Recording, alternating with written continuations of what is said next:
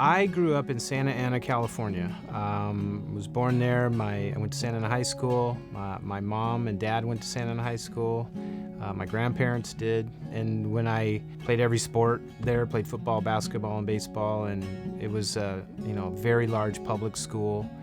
My mom was a single mom until I was about 7 or 8, and so we moved around a little bit. After my Little League All-Stars when I was 12, I knew that baseball was my best sport. But I think a fair characterization of myself was I had to do it to believe that I was good enough. And when scouts asked me about high school, if you were interested in signing, I was like, I just want to get a college scholarship. And so I didn't really have great confidence at that time. So I think as I got to be better, and obviously towards the end of my Loyola career, I was pretty certain that I would be a professional baseball player.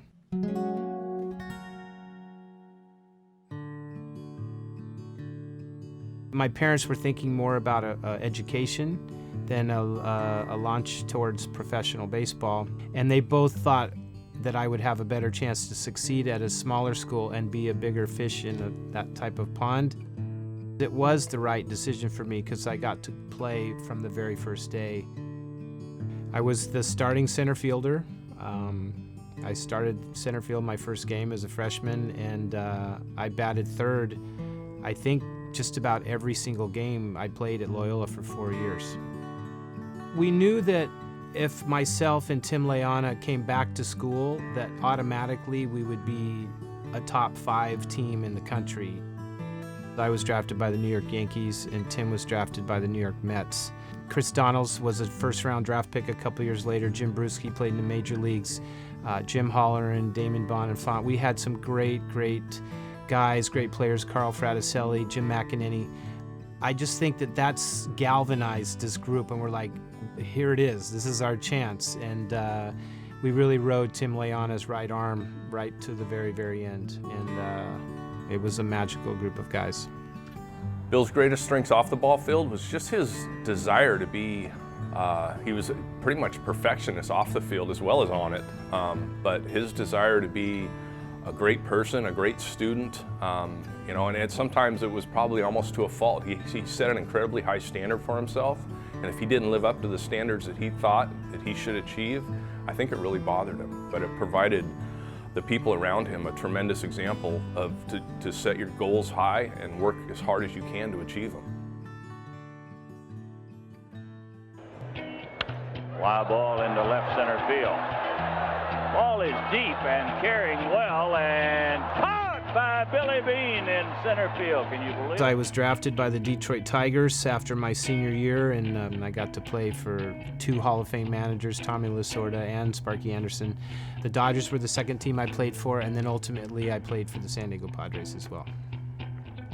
The greatest part about playing in the major leagues is dreaming about it your whole life and seeing your heroes, and they can't ever take it away from you. No matter what, your parents can't buy it for you. You can't win it in a lottery. You earn it. When Bill was on the baseball field, he made the game look incredibly easy. But those of us who know him and have played with him or against him knows all the hard work that he put into making that game look easy. I tied a major league record.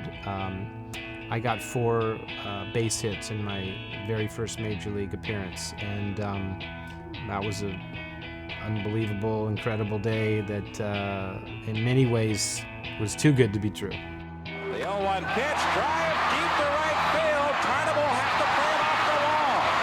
Cole scores.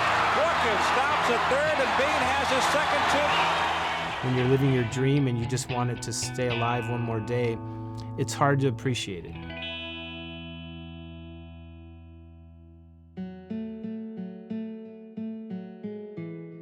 I chose to live in complete darkness, and when my partner died, I had nobody to talk to, and it was a very unhealthy way to try to live a life and then go to the ballpark and play against the greatest baseball players in the world. When I left baseball, I was in the closet to everyone in my life, and never had talked to my parents. But the moment that changed was my best friend, Tim Layana, who graduated from Loyola Marymount University, died in a car accident, and it it still breaks my heart. You know, he's a young man. He just got married and had a little baby, and I think Tim's death was the last time that I just said, I can't live like that anymore. People started to ask questions, and all of a sudden, when I didn't deny it in front of a microphone or a reporter, it was on the front page of the New York Times, and then I was asked to be on television to talk about it, and I did not really understand why until I got to learn a lot about our community. And if there had been a person like me that I could see when I was a player, I would not have stopped playing at the peak of my ability, and I would have definitely talked to my family. You know, a lot of people don't know only 2 players in a 147-year history of Major League Baseball have ever disclosed that they were gay. In 150 years. It's almost 20,000 players. So something good came out of something terrible for me, but that was the moment that my whole life changed.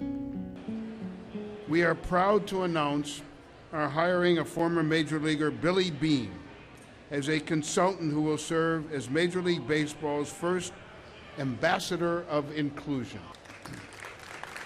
Billy, in his way, really epitomizes what LMU's hopes are for each and every student. It is to go ahead and be of service. It is to be a person for others. It is to go ahead and really exemplify those social justice tenets that are espoused. Billy has gone through a lot in his life. He appreciates and understands firsthand what others may be going through as well. And in his role in Major League Baseball, I don't think there's a better person who could fill that office and fill the duties that are expected of that office than Billy. The world is not a perfect place, and we still have discrimination by race, by gender, by religion. Except my job is to be a resource and introduce a conversation about inclusion and acceptance to all 30 of our clubs. And however that moves around those communities, we say yes to however we can help. When LMU retired my jersey, I was literally afraid that they might change their mind if they found out that I was gay.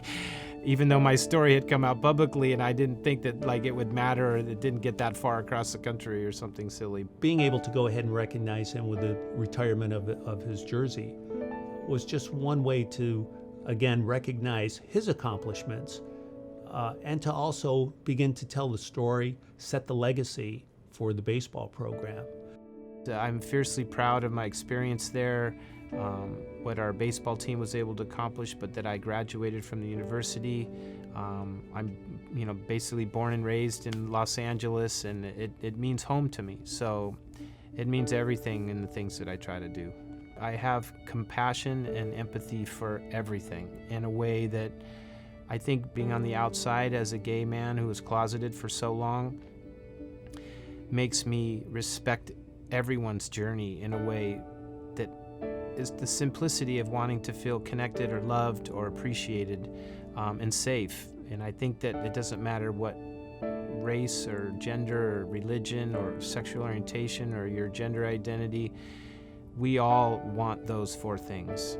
So my job, until that day happens, if it happens within my lifetime, is to try to build a bridge and communicate the things we have in common and not the things that we don't have in common.